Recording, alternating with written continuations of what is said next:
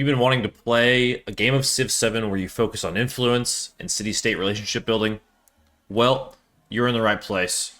Hey everyone, this is Connor from Civ Haus, here today to walk through some of my Antiquity Age gameplay right now with Tecumseh Greece. I've had a lot of fun with this. I've always wanted to do this in a video and kind of talk about how to use influence. I think influence and the right seed can be right up there with production as a really strong resource. And I've gotten into a game here. I'm on turn 65 of the Antiquity Age. I'm on Immortal difficulty, although I wish I would have done Deity for this. I think I would have been doing just fine. And I have had a great start, so I'm going to kind of walk through my start so far, show you all some gameplay live, and kind of talk about why I think influence is so good. So right now we've got 15 influence per turn, which is not bad. Puts us ahead of the game because of some of the bonuses we have with Greece getting 3 a turn, and some other things like that. Kind of walk through what we've got going here. So we're a classical republic. This is the Greek bonuses, so +3 influence on the palace. Production towards constructing the oracle, which I think we're doing right now. We've got our hoplites going, our logios, and our unique quarters already built, which gets us 2 more influence. That is what's right here, this Pantheon building right here. That should have, pull up the yields, that should have 2 influence on it, I hope. Fingers crossed. There they are. So these are really what we're going to be looking for all over our empire, are ways to get influence. And so far it's been paying off. So we have Suzerin status of the neighboring 2 city-states, one of which has the Redwood Forest right here. So this will probably be one that I acquire. And I actually just got this settlement here from a war, but we'll talk about that in just a little bit more in just a second. We should be leading on this one right now uncontested. Could even add some support if I wanted to rush it. We've got this one here, which we're already suzerain of. And then we should be working on Jaishi down here. And that will give us suzerain status of 4 city-states in the early game. I don't think we'll get many more than that. But that is going to give us a ton of benefits right away. So yeah, let's look at the civics we have. Kind of the government overall, everything we've got going here. So our policies. So we're bumping these 2 right now. So endeavors and befriend independent. This will go away once I've got, actually probably next time I change it'll go away. And I'll put sanctions in. Actually may go ahead and do that now. Because I'm really not going to be initiating it or progressing it anymore, because I'm not going to be contested, I don't think, for these other 2. Harriet Tubman was ahead here, and I was able to just power through with more influence, so that was good. Nothing really too exciting here with Empire resources, nothing really to show. Great works, we have 1. Let's see, religion, not yet, and yeah, never mind. Let's look at the civic tree, because this is where we're getting a lot of our value right now. So I went all in on the Greek civic tree here. And I actually think this is something that if you're playing Greece with Tecumseh, I would really recommend doing. So we'll start here. You get your Odeon, the first half of your, I think Pantheon is the building name, yeah. Your unique quarter. It gets you the ability of the plus 50% influence towards progressing the Befriend Independent project. That was the first one I got, I think, because I was trying to do that a lot early. Then this right here, the mastery of that is +2 culture for active endeavors, sanctions, and projects you started. So this will be kind of my late game version of this, because the mastery is going to help me. I'm going to start directing all of my influence towards other civs. And so this is going to be giving me culture for doing that. Got a Goge here, the next Greek civic down. That gets you +4 culture, +1 culture for each adjacent wonder, +2 influence if placed in rough terrain. And this is the other kind of part. I guess it's Parthenon. Yeah, this is the Parthenon. God, that's gonna bug me that I can't remember the name of this. Let me go look 1 second. This is the. Does it say the unique quarter name? Am I just dumb? Who knows? Well, there it is anyway. Going back to the tree here, sorry. So yeah, the Parthenon gets you, that's where the 2 influence came from I mentioned earlier. I will get this probably next. I think I'm actually about to pick this, so this mastery will get my hoplites combat strength for each city-state I'm suzerain of, so they'll all have +4 combat strength for the ones that I'm working on and should be able to maintain. I'm getting culture for each city-state I'm suzerain of. I have a settlement limit here for the final Greek Civic. And the mastery of that is giving me the influence towards endeavors and sanctions, as well as the oracle, the ability to build it, which I think I'm doing right now. So I don't really need a religion. I don't really need mysticism. These other things, I think, oracle I'm obviously getting here. Entertainment won't come into play for a while. So I think I'll probably go Code of Laws, though. Yeah, mysticism into Code of Laws soon for the oratory. And then it'd be great to get citizenship for this, for the Wei Yang Palace would be really good influence-wise for me. Otherwise, in the civic tree, there's not a whole lot I'm after. Still, though, I may go with this. Just tough to decide if the combat strength right now is worth it. So I'll walk through the setting of the game as well real quick here. So, Himiko with the Khmer or Khmer, one of the two. I'm terrible at pronouncing that one. Need to look it up.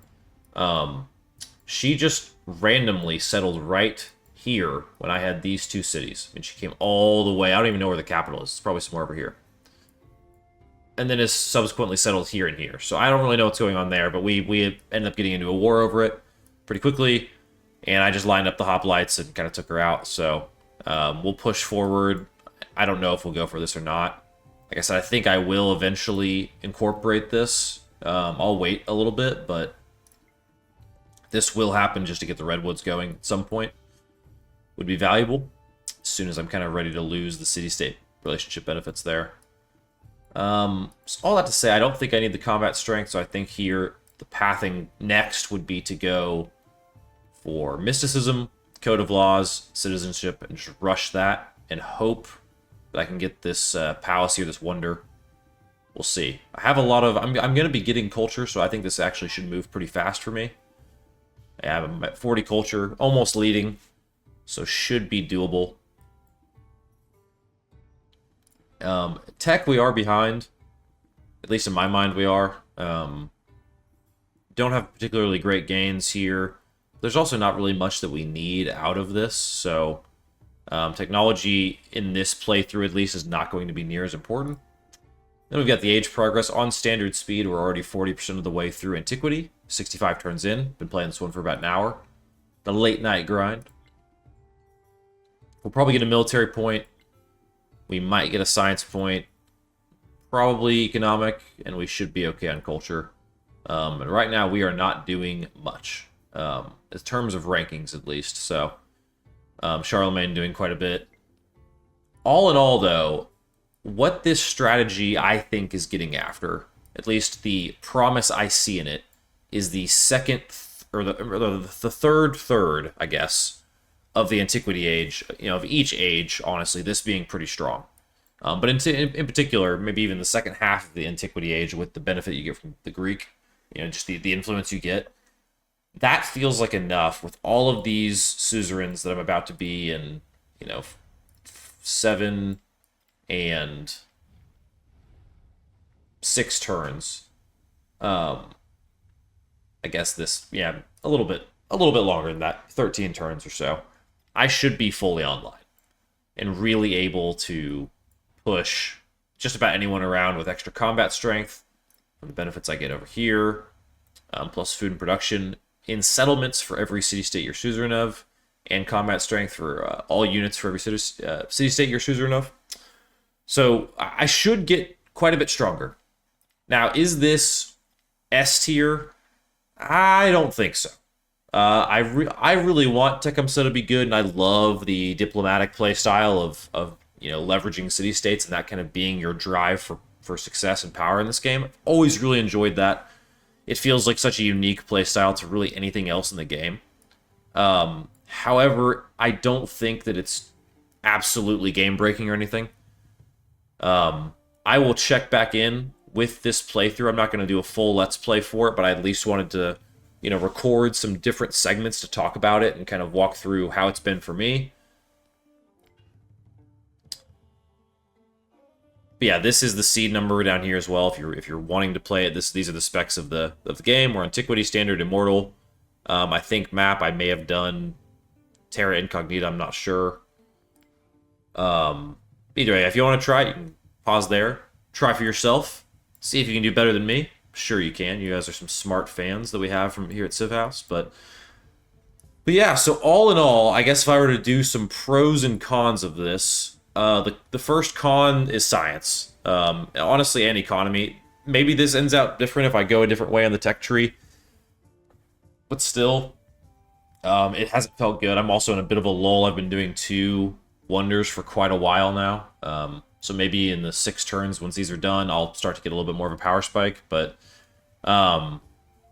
economy and science do feel bad. Culture does feel good because of the Greek benefits. That really drives my culture and is probably what I'll focus on in this game.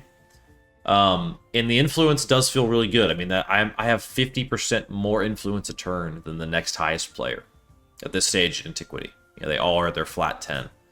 That has felt very strong, especially with, it's really a much larger percentage bigger than this because of the discounts I have to the endeavors and sanctions at Befriend Independent. I mean, I am getting so much value with influence. It's just how strong is that value, right? So yeah, so going back to pros and cons though, I mean the cons definitely gold and science being really limiting. I think I got pretty lucky here with the seed, having 4 independents right around me that I'm able to work with. Pretty uncontested. I mean, I really had to fight for this one, but still was able to get it. It just cost like maybe 300 influence instead of 170. So it's a bit seed dependent, which if I'm trying to rate a combination, I would say that's just lower in general if it is. But overall, I think this is one that I would recommend trying out if you're looking for if you're a player like me and you enjoy the influence city-state style gameplay loops, I would really consider giving this one a try. But yeah, I will check back in as I continue to play this one. Just kind of wanted to walk through the game that I'm in, show off a bit what's going on, and see what y'all thought. But that is going to do it for this video. Again, just want to do a quick walkthrough. If you are interested in how this game turns out, let me know. I will absolutely come back to it. I'm probably going to be either maybe not playing anymore tonight. It's kind of getting to demon hours, but I do plan to come back to this playthrough and check in on it because I really want to make influence work in Civ 7. This feels like, as far as seeds go and situations go, one of my best chances. So hopefully I can do a good job. Let me know in the comments how you think I could better play this. Obviously, not a perfect Civ player, not as maybe optimized as some other Civ content creators you may watch. I'm a bit of a vibes player sometimes with this game, but I still feel like I at least generally know what I'm doing. So, anyways, open to feedback. If there's glaring mistakes you can see in this, let me know. But otherwise, as always, love the support for the channel. Thank you all so much. And if you have any, like I said, feedback, positive, negative, let us know. But otherwise, we'll see you next time. And from our house to yours, we hope you'll join us for one more turn. Thanks, y'all.